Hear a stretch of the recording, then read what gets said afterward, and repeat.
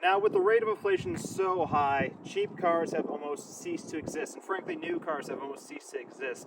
Craigslist and Facebook Marketplace, the place that I used to spend hours looking for cheap bargains of cars, has completely disappeared as everyone has realized their cars are now worth more money. So the question is out there, can you actually buy a car for less than 500 bucks? Well, it's not as easy, but you still can. You can buy a car for 500 bucks. You can't buy it really more off Craigslist or Facebook. The day of the cheap car seems to have disappeared. However, you can buy them off Copart. And Copart's an auction thing that's national, and there's two Blackhawks over there. It looks really awesome, but it's a national thing that anyone can go on. Some cars you have to have a dealer license for, and to get that is very hard. It's a state-by-state thing, but at least in Colorado it's very hard. This was a no-license car that came from State Farm. It still has its sticker up here. It's racing salvage sticker. And this car is completely unchanged since I got it, other than an oil change. I did do an oil change to it, but this car was labeled as having front end damage.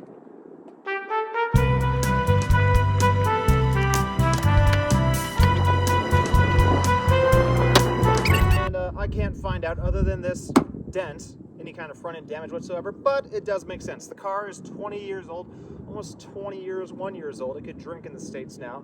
And I can't really find a whole lot wrong with it. And this was advertised as a running and driving car from Copart, and I was the second person to put a bid on it. And I did score it for $500. Of course, there was fees, and I had to get a trailer, and blah, blah, blah. But the actual winning bid for this car was $500. So we're gonna walk around this thing, and I'll kind of show you what you could expect from this. But it came from an auction. Anyone in America could have bought this car, and there are cars like this on Copart as well. This is not an ad for them. There are other cars, though, you can get from there for no money. This is more just a helpful tip for people out there. And I think, honestly, if I had a kid or someone young that was getting their first car, this is a phenomenal car for them. It honestly may be a bit too fast. Under the hood of this thing is a 2.9 liter inline six with two turbos. They're not variable geometry, and they are not one to the other kind of turbos. They are basically just two mid-sized turbos that just kind of waft you along. And you can definitely tell with the power band that it was built just to kind of overtake things on the highway on a long trip. It doesn't launch you off the line, but from 40 to 60, it's amazingly quick at doing that. It's kind of, it's so stupid to say, but it's a Supra in Volvo clothing. But it's actually a pretty halfway decent car. It really is. So this one, 2002 VS S80 T6T turbo 6-cylinder, I imagine, and front-wheel drive, of course. So it's halfway decent in the snow. It has all the things you would want on a car. It has heated seats, they're leather, they're power in every single way, a sunroof, a decent sound system, a huge trunk, and compared to the cheap cars you can get these days for your kid, like a Versa or a base model Corolla, it doesn't feel like it was assembled by people who were making dishwashers on the side. So we're gonna walk around this car. I'm gonna show you all the fun things about it, but here it is. Can you buy a car in 2022 for 500 bucks that works with a title? You can. Let's go around it. Now, being that this car was 500 bucks, it's not perfect. It was never advertised as perfect. This dent right here is, I can't find anything else wrong with the front. I opened the hood, everything's straight with it.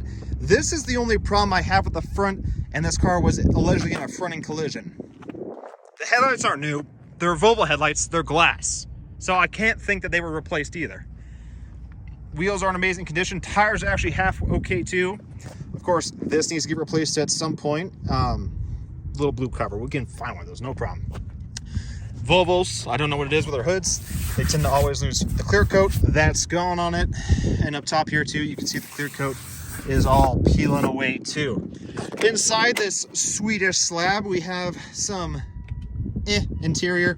Every Volvo I've had has had the same color and this same tear in the driver's seat.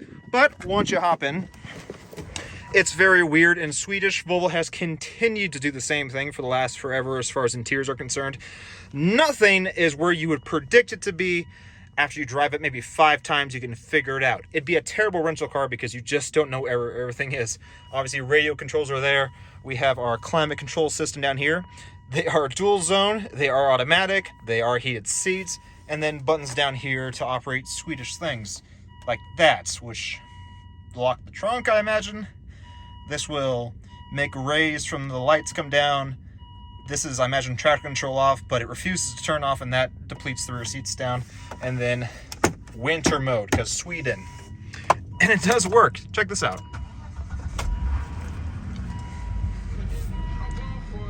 It's a functioning car. It does have a check engine light on because it has an O2 sensor failure. It says it needs regular service done, but I just did an oil change. I just haven't fixed the light. And funny enough, this car has 118,000 miles on it, which is ahead of when it needed its next oil change. We're way behind on the date, but this car actually was serviced, which blows my mind.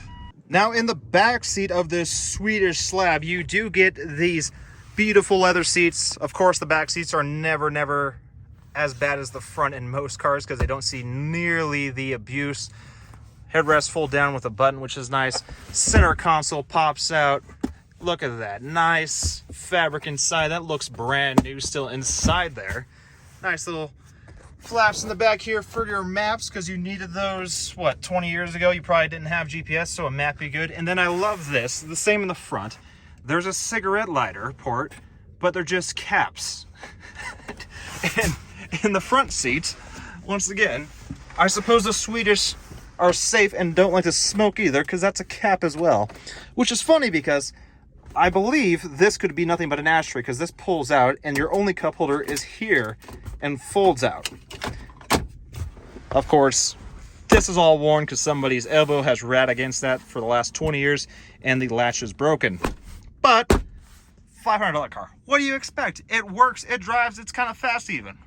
Working our way around to the back here. Ignore the license plate. They're very expired and not for this vehicle. We got a little crack right there. We got a dent right there. Honestly, that's more damage to the back than there is to the front. It does have an electric trunk release and very failed hydraulics. Huge trunk. Apparently these seats folded down gives you 6 feet of space, which blows my mind. Spare tire and all that stuff is underneath here. Battery, it still has all the original equipment, which is great. You got yourself some partial shelf action going on here. I don't know where that's supposed to clip to, and this doesn't cooperate every time, so. And also factory floor mats. Look how nice that is. I think one of the things when looking at a car that you get from an auction, especially an auction where they got crashed, is you can obviously tell who owned the car. So these people had a child, as you can tell by this. And there's also Christian music in the radio, and this thing was recently serviced, and its timing belt looks like it's brand new. It looks like somebody actually cared about this car, to be honest with you. Little things though, of course, the electrical mechanism has not failed, oddly enough, but the mechanical part has, so this doesn't shut. Now after reaching down here and putting probably 20 pound-foot of torque on that, which feels like way too much, we can show you the Swedish heart of this mighty machine. Look at that, the struts still hold the hood up. This, as I said, is a 2.9 liter inline 6 twin turbocharged motor, I guess, right? Everything is great. The air filter looks brand new. As I said, the timing belt looks brand new. The oil up here is because I did an oil change and I can't be bothered to clean it up. And this car, which I've used as genuinely as a grocery getter, has been phenomenal. It's quick, it's quiet, it's actually fairly comfortable too. So, can you actually buy a car for 500 bucks still today? Well, you can, ish. The actual cars that I used to buy all the time, I used to get smoking deals on cars. They'd be up for $1,000, you know, hey, I'm here with money. I'll give you $500. They tend to take that, and that doesn't seem to really exist anymore. But if you do want to stretch it a bit and maybe have to deal with a car that may have been in an accident of some sort, once again, this car was in a front-end collision. I've done no repairs to it. This is what it was totaled as. State Farm looked at this car and said, this is a totaled vehicle, and it seems to be just fine. I can't find anything wrong with it. It tracks straight, nothing's bent, nothing's broken, it runs and drives perfectly, and out of the deal, we got ourselves a pretty good car. Now, and if we actually look at the car itself, this car would have been comparable to a BMW 5 Series, maybe 3 Series if you really want to look at it, or a C or an E-Class Mercedes-Benz. The only reason I actually push it to these kind of nicer classes when I talk 5 or E Series Mercedes-Benz is because this thing's quick. It is quick for what it is. The motor in this is vastly more powerful than what those companies offered at the time. This car does 0-60 in about 7 seconds and it has a top speed of 155 miles an hour. A lot of that is down to the fact that it does have a 4-speed automatic transmission.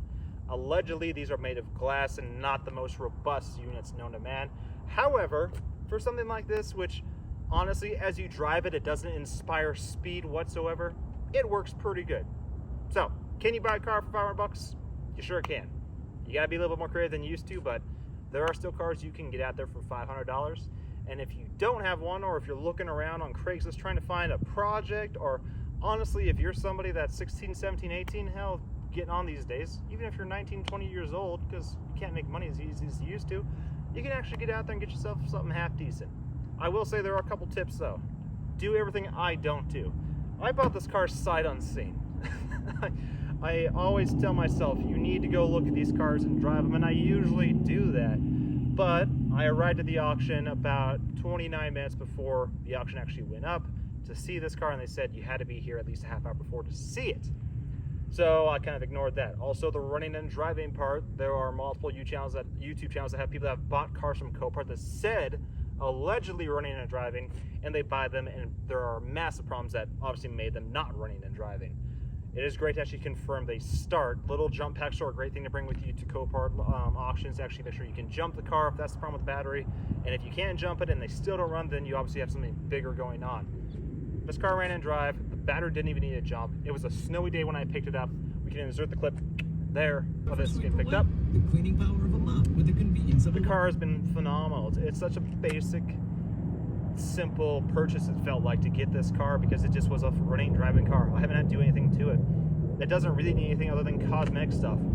And it will be for sale, and probably not to any of you guys, because I've admitted how much I paid for it and some of the things going on with it, but it's a good car. I'm going to clean this thing up. I'm going to do something with the clear coat, put the caps back on the mirrors, clean up the wheels a bit, make sure there's nothing I can physically see wrong with the suspension or anything like that. I've been underneath it once. I'd like to actually put it on a lift and see what's going on, and then I'm going to flip this car and probably sell for $3,000, because there's nothing wrong with it. So, honestly, if you want a business idea too, this works, and I've done it for a very long time. So, I don't think there's anything else to add. I already said, can you buy a car for 500 bucks? You can. All right, Internet Land, I forgot to bring up one thing on my little escapade there. Number one, I don't love the Volvo. It's a phenomenal car. It's comfortable, it's quiet, and it'd actually be a really good car for somebody out there. And honestly, somebody not even just looking for a basic beginner car. This could be a good car for somebody that just wants something that's halfway decent and can't get their hands on a new car these days. It's actually a very good car.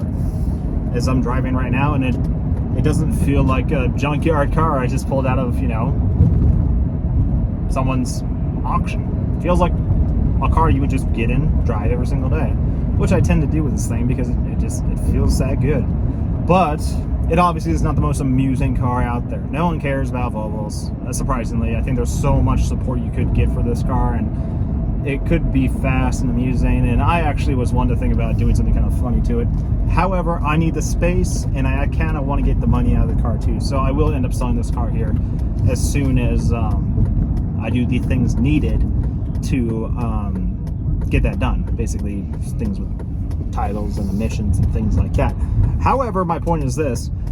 Check out my other YouTube videos. I tend to buy things that are cheap and amusing and do stupid things with them. Whilst this car will not see that same fate, I do have a bid on a car I'm going to probably pick up on Thursday or Friday, and I most certainly will win it because it's going for dirt cheap, and there's a reason why it's going dirt cheap.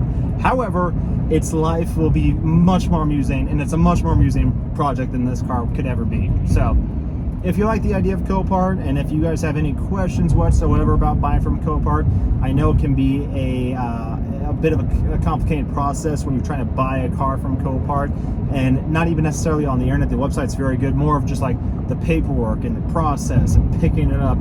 That's what I found the most questions with when I got this car. If you want to have some questions answers to that, leave a comment below, or if I get a lot of them, I'll potentially make a video about that. There are people way more experienced on this platform than me about doing it, but I could get you, if you wanted to buy a car, I could tell you how to actually get a car from Copart. But more importantly, as I said, something way more amusing than the Volvo will be coming to my house, backyard shortly. The Volvo will stick around for a little bit till we sell it and get all that stuff done, but the real Copart fun find is coming up here soon. And we'll still have cars like this that we got the auction for cheap and flip and make a couple bucks on. But the next one's a keeper. The next one's gonna be something that's, well, we'll just have to wait and show you, I suppose. So hopefully you enjoyed. Check out the other stuff.